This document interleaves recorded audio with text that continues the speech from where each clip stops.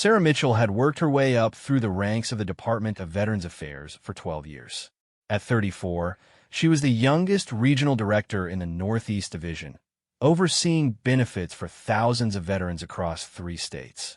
Her corner office on the 15th floor of the Federal Building in Boston was a testament to her dedication and hard work. The walls were lined with commendations, photographs with politicians, and certificates of achievement that told the story of a woman who had never backed down from a fight.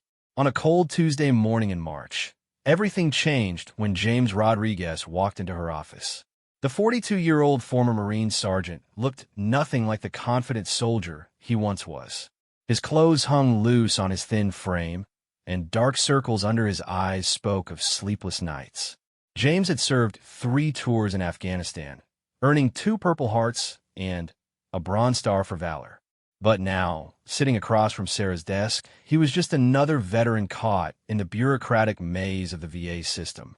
James explained his situation with the quiet desperation of a man who had exhausted all other options. His disability claim had been denied 3 times over the past 2 years. The shrapnel in his left leg made it impossible for him to work construction, the only job he had known before enlisting. His wife had left him 6 months ago, taking their 8-year-old daughter with her. The medical bills were piling up, and he was facing eviction from his small apartment in 2 weeks. He had come to Sarah because she had a reputation for getting things done when others gave up.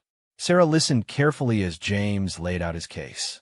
She had seen his file before he arrived, and she knew the system had failed him.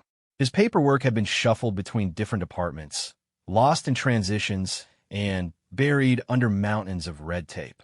The medical evidence clearly supported his claim for full disability benefits, but somewhere in the process, crucial documents had gone missing. The denial letters cited insufficient evidence, but Sarah could see that the evidence had been there all along. What made James's case different was not just the injustice of it, but the fact that Sarah recognized something of herself in his story. Her own father had been a Vietnam veteran who had struggled for years to get the benefits he deserved. She had watched him fight the same system she now worked for, and his battles had inspired her career choice. Looking at James, she saw her father's pain reflected in another generation of forgotten heroes. The problem was that fixing James's case would require Sarah to go against direct orders from her supervisor, Deputy Director Thomas Crawford. Crawford had made it clear that the office was under pressure to reduce expenditures and deny claims that fell into gray areas. James's case, despite its merit, had been flagged as one that would cost the department over $200,000 in back pay and ongoing benefits. Crawford had personally reviewed the file and instructed Sarah to uphold the denial. Sarah spent the next 3 days reviewing every detail of James's military service and medical records. She contacted his former commanding officers, spoke with military doctors who had treated him, and even reached out to fellow Marines who had served alongside him. Every piece of evidence she gathered strengthened his case and made the denial look increasingly unjustifiable. She knew that approving his claim would put her own position at risk, but she also knew that turning away would make her complicit in a system that betrayed the people it was meant to serve. The decision point came on Friday afternoon when Crawford called her into his office. He had heard through the department grapevine that Sarah was spending time on the Rodriguez case, despite his clear instructions. Crawford was a career bureaucrat who measured success by budget numbers rather than lives changed. He reminded Sarah that her promotion to regional director had come with certain expectations and that following orders was more important than individual cases. As Crawford spoke, Sarah thought about James sitting in that chair 3 days ago, his hands shaking slightly as he tried to maintain his dignity while begging for help. She thought about her father, who had died still fighting for recognition of his service-related injuries. She realized that all her career achievements would mean nothing if she could not use her position to help the people who had sacrificed everything for their country. That evening, Sarah made her choice. She would approve James Rodriguez's disability claim, knowing full well that it would likely cost her the job she had worked so hard to achieve. She prepared the necessary paperwork gathered all the supporting evidence, and scheduled a meeting with Crawford for Monday morning. She had no idea that her decision would set in motion a chain of events that would change not just her life and James's, but the entire culture of the regional VA office. Monday morning arrived with an early spring snowfall that made the city look clean and hopeful. Sarah arrived at the office an hour before her usual time, carrying a thick folder containing James Rodriguez's complete file and her detailed recommendation for approval. She had spent the weekend preparing for what she knew would be the most important meeting of her career. Crawford was waiting for her in the conference room, his expression stern and unforgiving. Beside him sat Helen Morrison, the department's chief legal counsel, whose presence immediately signaled that this was more serious than Sarah had anticipated. Morrison was known throughout the building as Crawford's enforcer, the person who handled disciplinary actions and policy violations. Sarah presented her case methodically, laying out each piece of evidence that supported James's claim. She showed them medical records from military hospitals that clearly documented his injuries, testimonials from fellow Marines who witnessed the IED explosion that shattered his leg, and reports from civilian doctors who confirmed that his condition was directly related to his military service. Her presentation was flawless, professional, and absolutely convincing. Crawford listened in silence, his fingers drumming impatiently on the conference table. When Sarah finished, he leaned back in his chair and shook his head slowly. He reminded her that budgetary constraints were not suggestions, but mandates from Washington. The regional office was already over budget for disability payments, and approving high-cost claims like Rodriguez's would put their federal funding at risk. He made it clear that Sarah's job was to implement policy, not to question it. Morrison spoke up for the first time, her voice cold and legalistic. She pointed out that Sarah's continued involvement in the Rodriguez case after being explicitly ordered to drop it constituted insubordination. She had prepared a formal reprimand that would go into Sarah's personnel file, along with a final warning about following the chain of command. Any further defiance would result in immediate termination. Sarah felt the weight of 12 years of career building pressing down on her shoulders. She thought about her mortgage, her student loans, and the comfortable life she had built through years of playing by the rules. But then she thought about James Rodriguez, probably sitting in his apartment at that very moment, wondering if anyone in the system actually cared about his sacrifice. She looked directly at Crawford and told him she was approving the claim anyway. The room fell silent except for the hum of fluorescent lights overhead. Morrison's pen stopped moving across her notepad, and Crawford's face flushed red with anger. Sarah explained that she had sworn an oath when she took her position to serve veterans with honor and integrity, and that oath meant more to her than her job security. Crawford stood up abruptly, his chair scraping against the floor. He told Sarah that she was making the biggest mistake of her life, and that he would not allow one rogue employee to undermine the entire department's fiscal responsibility. He gave her one final opportunity to reconsider, to file the denial paperwork, and put the Rodriguez case to rest permanently. Sarah's response was to slide the approval documents across the table. She had already signed them and prepared them for processing. She told Crawford that the paperwork would be submitted to the central office that afternoon, and that James Rodriguez would receive notification of his approved benefits within 48 hours. She stood up, collected her briefing materials, and walked toward the door. Morrison called after her, warning that this decision would end her career and that no other government agency would hire someone with insubordination on their record. Sarah paused at the door and turned back to face them. She said that some things were more important than careers, and that she would rather lose her job doing the right thing than keep it by betraying the people she was supposed to serve. The next few hours passed in a blur of whispered conversations and curious glances from her colleagues. Word traveled quickly through the office that Sarah Mitchell had defied Crawford and approved a major disability claim against direct orders. Some of her co-workers admired her courage, while others thought she had committed professional suicide.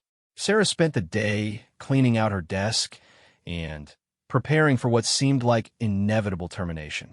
At 3 o'clock that afternoon, Sarah's phone rang. It was James Rodriguez, and his voice was thick with emotion. He had just received the call from the benefits office informing him that his claim had been approved and that he would receive full disability benefits retroactive to his original filing date. The back payment alone would be enough to save his apartment and pay off his medical bills. For the first time in 2 years, he could see a future that did not involve homelessness and despair. James wanted to know how he could thank her, but Sarah told him that his service to the country was thanks enough. She did not tell him that her career was probably over, or that she was facing disciplinary action that could follow her for the rest of her professional life. She simply told him that she was glad the system had finally worked the way it was supposed to. As Sarah hung up the phone, she felt a mixture of satisfaction and dread. She had done the right thing, but she knew the consequences would be severe. She had no idea that her act of defiance was about to attract the attention of people far more powerful than Thomas Crawford, and that her story was about to become part of something much larger than one veteran's fight for justice. 3 days after approving James Rodriguez's claim, Sarah found herself sitting in the Human Resources office, facing a formal disciplinary hearing. Crawford had wasted no time in initiating termination proceedings, citing willful insubordination and violation of department policies. The HR director, Margaret Shun, seemed genuinely sympathetic, but explained that the charges against Sarah were serious enough to warrant immediate suspension pending investigation. Sarah cleaned out her office that afternoon under the watchful eyes of security guards, a humiliating ritual that marked the end of her career with the Department of Veterans Affairs. Her colleagues watched from their cubicles as she packed 12 years of service into cardboard boxes. Some offered quiet words of support, while others avoided eye contact, afraid that associating with her might damage their own careers. What Sarah did not know was that James Rodriguez had not kept quiet about his case. Grateful for Sarah's intervention, he had reached out to Marcus Thompson, a reporter for the Boston Globe who specialized in Veterans Affairs. James told Thompson about the regional director who had risked her job to help him, and Thompson immediately recognized the potential for a significant story about corruption and heroism within the VA system. Thompson began investigating the Northeast Regional Office, and what he discovered shocked him.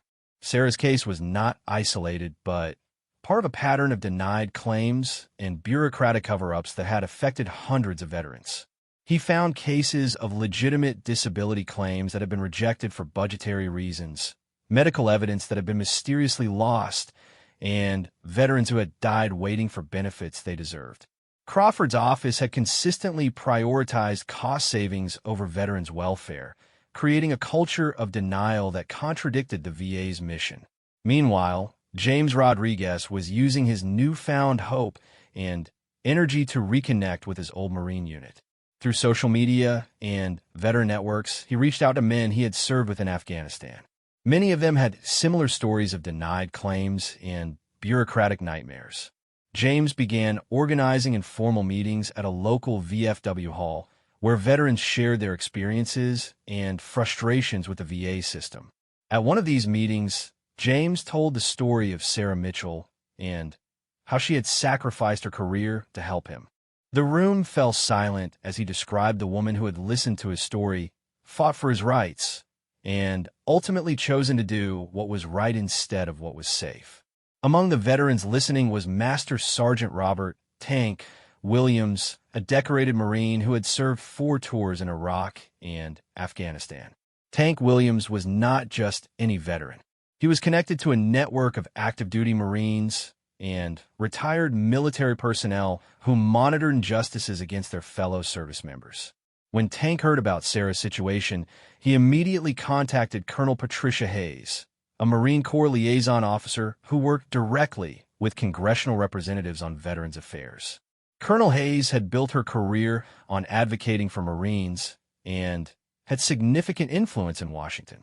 Colonel Hayes was outraged when she learned about Sarah's termination and the systematic denial of legitimate claims of the Northeast Regional Office. She understood that Sarah's case represented something larger than one employee's insubordination. It was about the fundamental promise that America makes to its military personnel, that their sacrifice will be honored and their needs will be met when they return home. Working through official channels, Colonel Hayes contacted Representative Maria Santos, chair of the House Subcommittee on Veterans Disability Assistance. Representative Santos had been a Marine herself before entering politics and took veterans' issues personally. When she learned about the pattern of denied claims and Sarah's retaliation for trying to help a fellow Marine, she immediately launched an inquiry into the Northeast Regional Office. The inquiry began quietly, with staff members from Santos's office requesting documents and conducting interviews with current and former VA employees. What they discovered confirmed Thompson's reporting and revealed an even more troubling picture of systemic problems. The investigation found that Crawford had implemented unofficial quotas for claim denials, rewarding employees who rejected cases and punishing those who approved expensive benefits. As news of the congressional inquiry spread, more veterans came forward with stories of denied claims and bureaucratic obstruction. The VFW Hall meetings that James had started grew larger each week, with veterans sharing documents, comparing experiences, and building a case for widespread reform. Many of them had been isolated in their struggles with the VA system, but now they found strength in numbers and a shared sense of purpose. Sarah, meanwhile, was struggling with unemployment and the damage to her professional reputation. No government agency would consider hiring someone who had been terminated for insubordination, regardless of the circumstances. She spent her days applying for private sector jobs and wondering if her decision to help James had been worth the personal cost. She had no idea that her story was spreading through military networks and congressional offices, inspiring people far more powerful than Thomas Crawford to take action. The first sign that things were changing came when Sarah received a phone call from a Washington Post reporter who wanted to interview her about the VA's treatment of veterans' claims. Sarah was hesitant to speak publicly, knowing that criticizing her former employer could further damage her career prospects. But when a reporter explained that her story was part of a larger investigation into VA misconduct, she realized that her personal sacrifice might contribute to systemic change that could help thousands of veterans. As Sarah prepared for the interview, she thought about James Rodriguez and the hundreds of other veterans whose stories she had encountered during her years with the VA. She realized that her termination was not the end of her service to veterans, but possibly the beginning of a different kind of fight. She had no idea that within weeks, the corridors of power in Washington would be buzzing with her name, and that Marines across the country would be mobilizing to support the civilian who had risked everything to keep faith with one of their own. The Washington Post article hit like a bombshell on a quiet Thursday morning. The headline read, "VA Director Fired for Helping Marine Gets Benefits Approved," and the story detailed not only Sarah's termination, but also the systematic problems of the Northeast Regional Office. The article featured interviews with a dozen veterans who had been denied benefits under Crawford's leadership, along with leaked internal memos showing the unofficial denial quotas. Within hours of publication, the story was picked up by major news networks, military blogs, and social media platforms. Veterans organizations across the country issued statements condemning the VA's treatment of both legitimate claimants and the employee who tried to help them.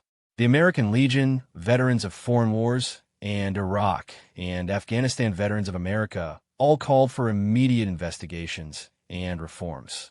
Crawford tried to control the damage by issuing a statement defending his fiscal responsibility and characterizing Sarah as a rogue employee who had violated department protocols. But his explanation fell flat when compared to the stories of suffering veterans and the heroic image of a civil servant who had sacrificed her career for principle. Public opinion was clearly on Sarah's side, and the pressure on Crawford and his superiors mounted rapidly. Representative Santos used the media attention to announce formal congressional hearings on VA misconduct, with Sarah scheduled as the lead witness. The hearings would examine not only the Northeast Regional Office, but similar problems in VA facilities across the country. Santos made it clear that heads would roll if the investigation confirmed the systematic denial of legitimate claims. As the congressional hearing approached, Sarah found herself at the center of a media storm she had never anticipated. Reporters called constantly.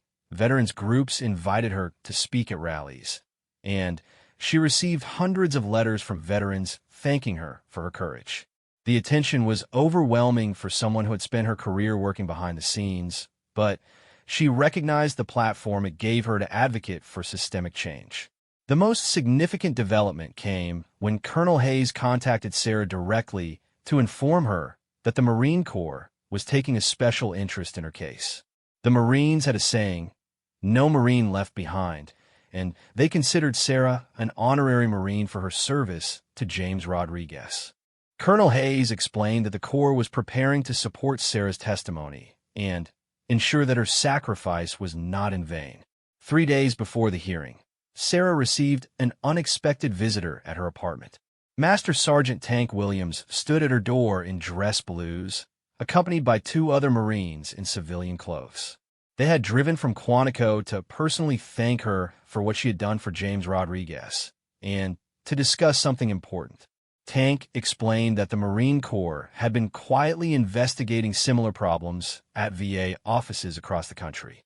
Sarah's case had provided the catalyst they needed to bring these issues to public attention, but they needed her testimony to be as powerful and detailed as possible. The Marines had prepared a comprehensive briefing on VA misconduct that would support her statements and provide context for the systemic problems. More importantly, Tank told Sarah that the Marines were organizing a show of support for the congressional hearing. Veterans from across the country were planning to attend, and many active-duty Marines had requested leave to be present when Sarah testified. The Marine Corps leadership had approved these requests because they considered Sarah's case a matter of honor and integrity that reflected on the Corps' values. Sarah was moved by this support, but also concerned about the pressure it created. She would not just be testifying about her own experience, but representing the hopes of thousands of veterans who had been failed by the system. Tank assured her that she was not alone in this fight, and that the Marines would stand with her regardless of the political consequences. The night before the hearing, Sarah received a call from James Rodriguez, who was driving to Washington with several other veterans from the Boston area. James told her that his life had completely turned around since receiving his benefits. He had been able to keep his apartment, pay his medical bills, and even reconnect with his daughter. More importantly, he had found a new purpose in advocating for other veterans who were struggling with the VA system. James also shared something that brought tears to Sarah's eyes. His 8-year-old daughter had asked him about the woman who had helped Daddy get his benefits, and when James explained what Sarah had done, the little girl had drawn a picture of Sarah as a superhero. James promised to give Sarah the drawing after the hearing, a reminder that her sacrifice had real meaning in the life of a family. As Sarah prepared her testimony that evening, she reflected on the journey that had brought her to this moment.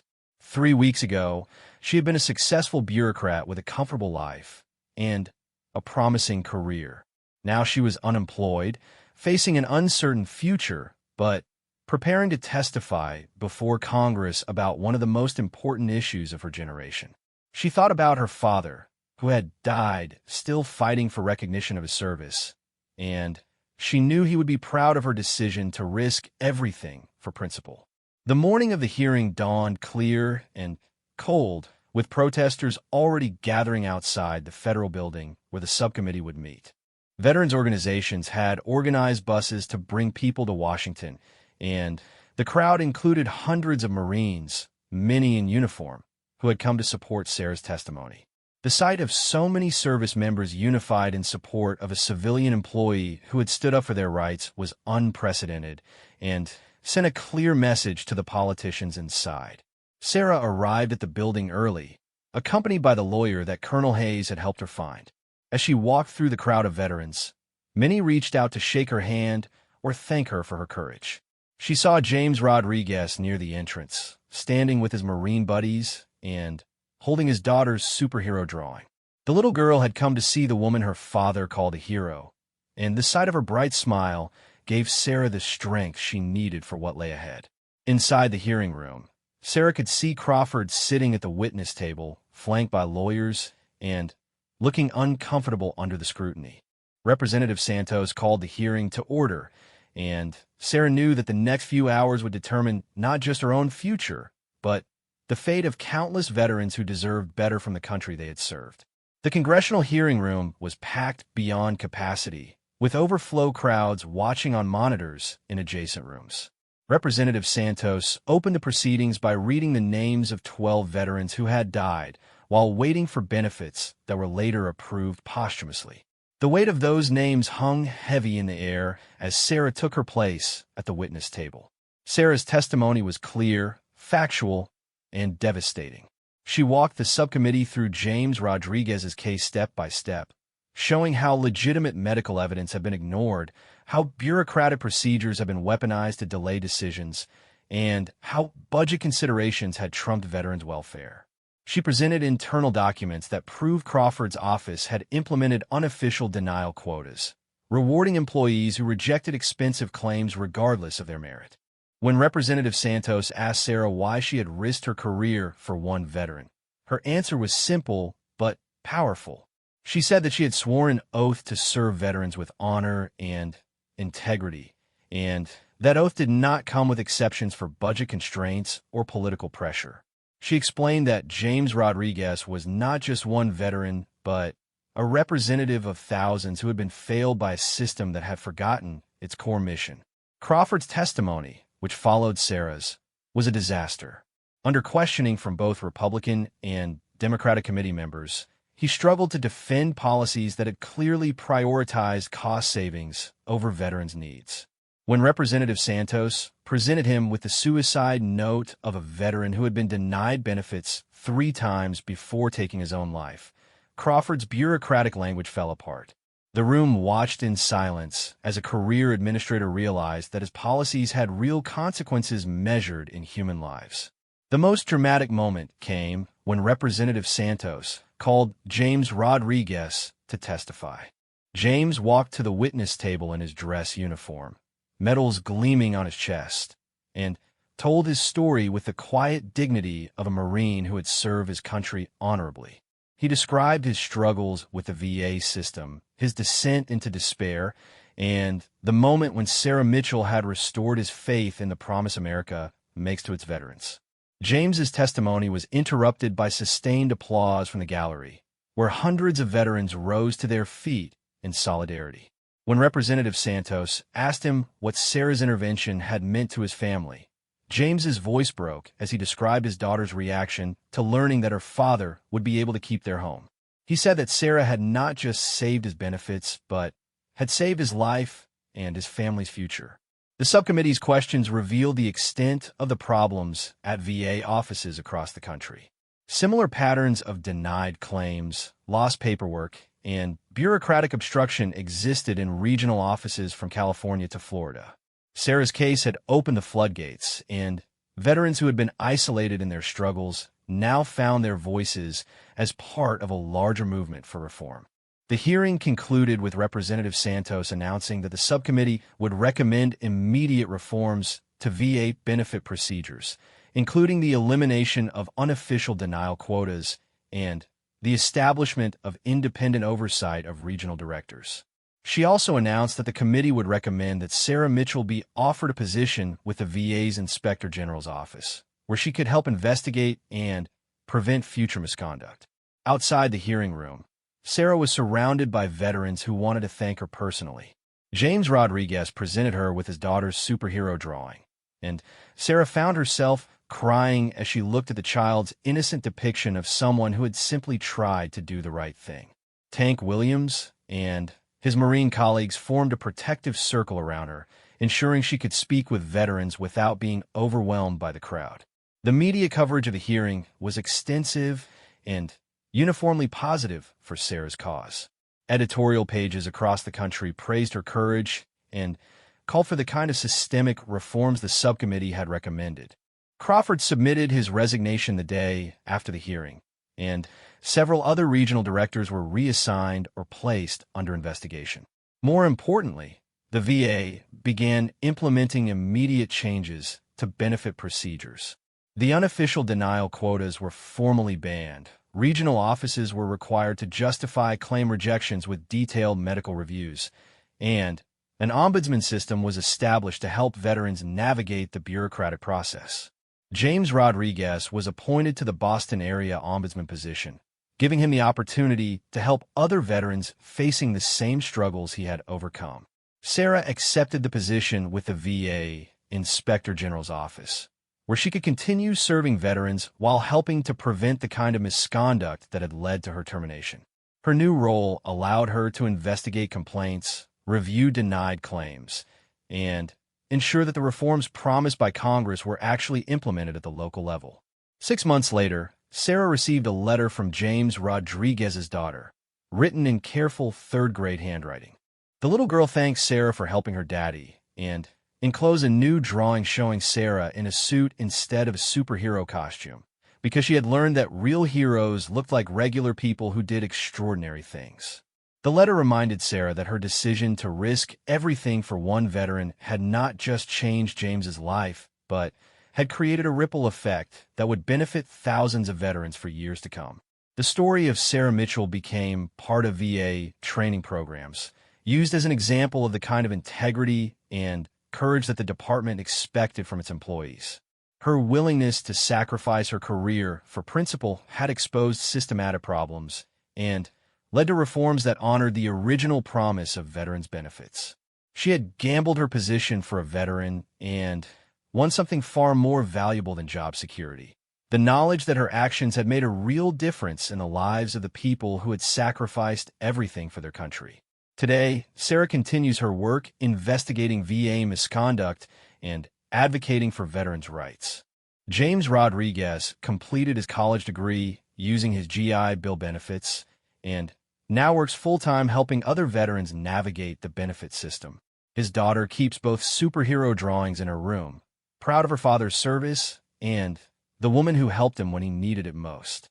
Their story serves as a reminder that sometimes the most important battles are fought not on foreign battlefields, but in the corridors of bureaucracy, where individual courage can change entire systems and restore faith in the promises we make to those who serve.